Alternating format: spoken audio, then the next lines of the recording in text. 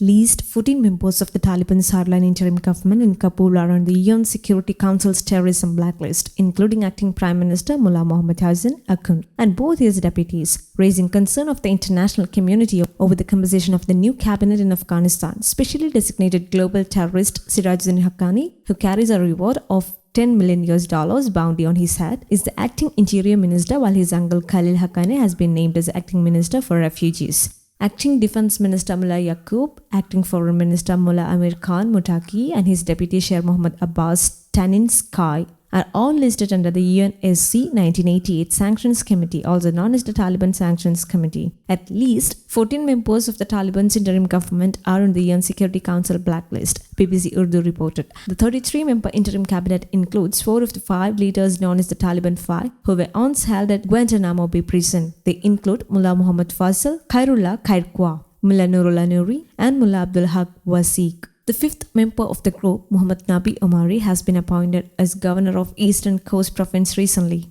The Taliban 5 leaders were released from Guantanamo Bay prison by Obama administration in 2014 in exchange of US Army deserter Bo Baghdad. Faisal and Nuri are accused of ordering the massacres of ethnic Shia Hazara, Tajik and Uzbek communities in Mazar-e-Sharif in 1998. The Taliban had promised an inclusive government that represents Afghanistan's complex ethnic makeup, but there is no Hazara member in the cabinet. All of the cabinet members announced on Tuesday are already established Taliban leaders who fought against the US-led coalition forces since 2001. No woman has been named in the interim cabinet. Acting Prime Minister Mullah Hasan has been described as a close associate of Taliban founder Mullah Ameer in a UN sanctions report. He is presently head of the Taliban's powerful decision-making body, Rehbari Shura, or Leadership Council. Both Deputy Prime Ministers Mullah Abdul Khani Baradar and Maulavi Abdul Salam Hanafi, who is involved in drug trafficking, are also on the UN blacklist. Acting Interior Minister Sirajuddin Haqqani, son of the famous anti-Soviet warlord Jalaluddin Haqqani and chief of the notorious Haqqani network, is wanted by the FBI for questioning in connection with the January 2008 attack on a hotel in Kabul that killed 6 people, including an American citizen. He is believed to have coordinated and participated in cross-border attacks against the US and coalition forces in Afghanistan. 2 other members of the Haqqani clan were also named to positions in the interim government, indicating the hand of Pakistan in Taliban-run government. The announcement of the interim government came 3 days after Pakistan's spy agency Inter Services Intelligence Director General Lieutenant General Hamid dashed to Kabul on an unannounced visit last week. The inclusion of top leaders of the Haqqani network, which is believed to have close links with the ISI in the Taliban government, is an indication of the influence Islamabad, especially its intelligence agencies, have over the Taliban. Sirajuddin Haqqani and some other members of the new cabinet studied at the Darul Uloom Haqqaniya, a madrasa in Akora Katak in Nowshera in northwest Pakistan, which has also been dubbed the Taliban University or the University of Jihad internationally. Water and Energy Minister Mullah Abdul Latif Mansoor and Telecommunication Minister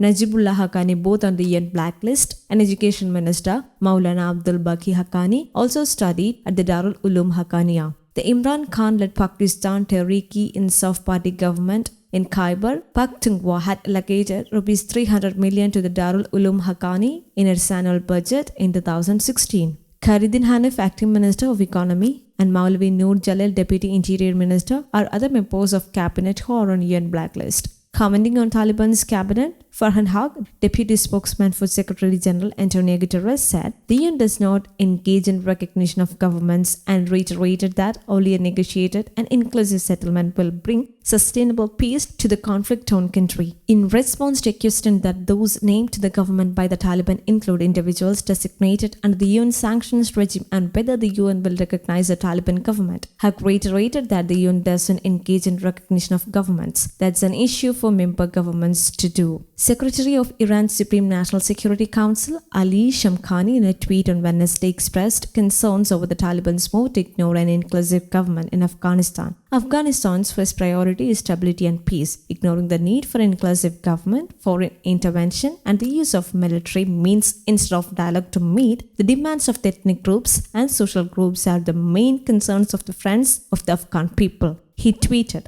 "The US has said that it is assessing the new Afghan government announced by the Taliban. We note the announced list of names consists exclusively of individuals who are members of the Taliban or their close associates and no women. We also are concerned by the affiliations and track records of some of the individuals, our State Department statement said. Top American lawmakers from the opposition Republican Party have hit out at the Taliban over the interim government, describing it as a government of terrorists, by the terrorists and for the terrorists. This is a government of terrorists, by the terrorists and for the terrorists, said the Republican Study Committee, which is the largest conservative caucus in the House of Representatives and chaired by Congressman Jim Banks. The Taliban's new cabinet comprises former Guantanamo Bay detainees, designated terrorists, and other individuals closely tied to foreign terror groups like Al-Qaeda and the Haqqani network, Congressman Tim Burchett said, noting that 4 of the 5 prisoners that Obama traded for Baghdad are now senior Taliban government officials. Congresswoman Claudia Tenney said, the Obama-Biden policy of weakness and appeasement always backfires on Americans sooner or later. News Desk Kaumudy Global.